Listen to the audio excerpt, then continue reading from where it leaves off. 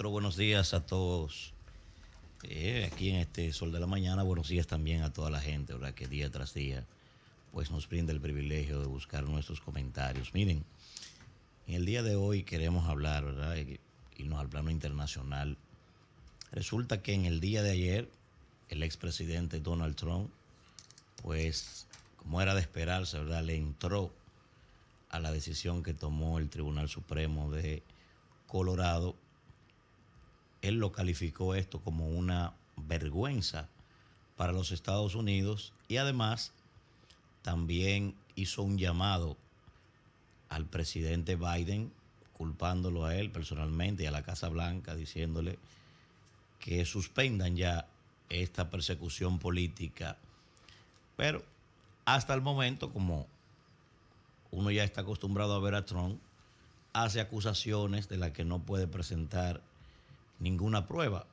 Hasta el momento, algunos analistas dicen que no hay ningún indicio de que la Casa Blanca tuviera que ver con esta decisión. Esta decisión es sumamente importante, señores, porque dentro de la complejidad del sistema electoral de Estados Unidos, que es el sistema más complejo que hay en todo el mundo, ese pudiera ser un punto importante. Ya se ha anunciado, gente cercana al presidente Trump han anunciado de que van a recurrir esta decisión. Primero se tiene hasta el día 5 de enero para recurrir, la verdad, por ante Colorado, y también pudiera ir a la Corte Suprema, que me parece que es donde finalmente Trump va a ir, porque allí hay una composición, ¿verdad?, fundamentalmente conservadora, de la que él inclusive colocó a 3 miembros allí, o sea que él pudiera conseguir ganancia de causa sin ningún problema. Y esto, repito, es importante. ¿Por qué? Primero, porque desde el primer momento, y hay que decirlo, se ha querido sacar del juego a Trump con estos procesos judiciales. Sin embargo, esto no ha dado resultado, haciendo la observación de que en Estados Unidos, como ya hemos dicho anteriormente, no importa que usted esté subyúdice o esté cumpliendo condena. La Constitución de la República no le prohíbe a ningún ciudadano aspirar ni ocupar el cargo aún en esa condición. Entonces, ante esa dinámica, Trump lo que ha hecho es que ha crecido inclusive en algunos espacios donde estaba debilitado. Evidentemente que habría que cambiar entonces la estrategia, y ahora se dio esta nueva modalidad amparado, ¿verdad?, en la 14ª enmienda a la Constitución, que prevé que si usted participa en algún mecanismo de insurrección o de rebelión contra el Estado o contra la Constitución, usted pueda ser inhabilitado. Y eso es lo que ha hecho Colorado. Ha evacuado una decisión impidiendo que ahora para las primarias republicanas Trump pueda aparecer en la boleta, que inician el próximo 15 de enero. En Colorado se va a decidir en el supermartes, eso es el 15 de marzo. Está llamado a celebrarse allí. Pero, ¿qué pasa entonces, señores? ¿Por qué digo que esto es importante? Miren, en Estados Unidos, a pesar de lo que la gente piensa, los estados no están definidos por un tema territorial ni por un tema, digamos, meramente de circunscripción, como pasa en otros países, sino que los estados se definen por características muy particulares. Algunos por un tema económico, otros por un tema ideológico, otros inclusive por un tema racial. Hay una gran diversidad.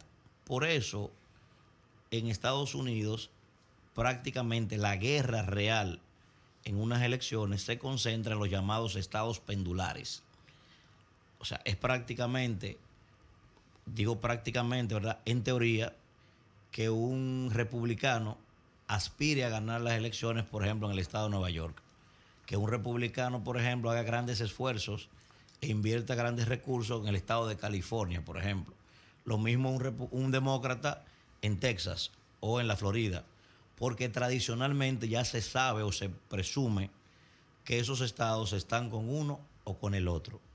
Los estados púrpuras o pendulares, ahí es donde se decide finalmente las elecciones en Estados Unidos. Hay casos muy particulares, como el caso de Ronald Reagan, ¿verdad?, que cogió casi 500 colegios electorales en su primera elección y en su reelección 525, o sea, prácticamente barrió en todo el país. Entonces, esos estados pendulares, ¿cuáles son? Bueno, estamos hablando de Arizona, hablamos de Georgia, hablamos de Michigan, hablamos de Nevada, Carolina del Norte, Wisconsin y Pensilvania. Ahí es donde se decide fundamentalmente la batalla electoral. Estamos hablando que esos estados concentran 94 colegios electorales. Y es importante porque solo el estado de Maine y el estado de Nebraska son los únicos que hacen distribución de estos colegios electorales. Los demás, usted puede ganar solo por un voto y todos los votos electorales son suyos. Entonces, ¿qué ha pasado? Aunque parezca extraño, señores, y hasta contradictorio, hace exactamente 2 meses que Trump tiene posibilidad real de ser presidente de la República. Es más, si las elecciones fueran hoy, Trump fuera el presidente de Estados Unidos. ¿Y por qué digo hace exactamente 2 meses? Porque en esos estados pendulares, ahí todavía el Partido Demócrata tenía cierta ventaja relativa. Pero al día de hoy, la última encuesta, ¿verdad? Morning Consulting, de hace aproximadamente unos 6 o 7 días, le da una ventaja a Trump fundamentalmente en los estados pendulares. Escuchen bien. En Arizona le lleva un 3% al presidente. En Georgia un 7%. En Michigan un 4%. En Nevada un 5%. En Carolina del Norte un 11%. En Wisconsin un 6%. Y en Pensilvania, ¿verdad?, que tiene 20 colegios electorales, un 1%. En algunos de ellos pudiéramos hablar de un empate técnico, pero la verdad es que esa decisión, ese mecanismo, eso no afecta en nada. Por ejemplo, Trump perdió en Colorado en 2016 y perdió en 2020. Colorado, que tiene 9 colegios electorales, ¿verdad? Y aún así, en el 16 ganó las elecciones. Ahora, si eso se deja así, ese mecanismo se puede trasladar a otro estado, sobre todo a esos estados pendulares que estoy señalando, porque Trump tiene evidentemente muchos problemas, pero esos problemas en la actualidad tiene 91 cargos en su contra en diferentes situaciones.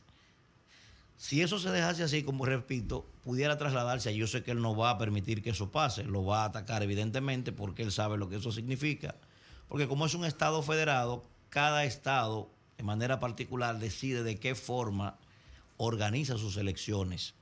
Entonces, ante esa dinámica, me parece que es la única posibilidad, por lo menos hoy, a 11 meses de las elecciones, que tiene el Partido Demócrata de frenar las aspiraciones de Donald Trump, que parece ser que mientras más conflictos tiene, más se fortalece su imagen. Eso es un fenómeno que a mí me parece que si van a unas elecciones el día de hoy, Trump pudiera perfectamente acercarse o igualarse inclusive con lo que hizo el presidente Ronald Reagan en su reelección, que prácticamente acabó con todo allí en términos electorales. Y por eso pienso que esto va a ser una batalla bastante larga en contra de Donald Trump y sus intereses, porque la verdad, a mí, con mucho respeto, ¿verdad?, me parece que no debió ser el candidato el presidente Biden para enfrentar a Donald Trump. Yo pienso que el ex alcalde Buttigieg, ¿verdad?, era la persona ideal, porque tiene mucho parecido a ese modelo de Trump, ¿verdad?, que genera pasiones, genera mucha gente en contra, mucha gente a favor. Pienso que ese era el que tenía el perfil para competir con él en el Partido Demócrata, pero la verdad le vamos a estar dando seguimiento a este caso, que pienso que va a dejar digamos, un legado importante, ¿verdad?, para las elecciones futuras. Así que vamos a estar dando seguimiento a este caso. Don Julio. El sol de la mañana, el sol de la mañana.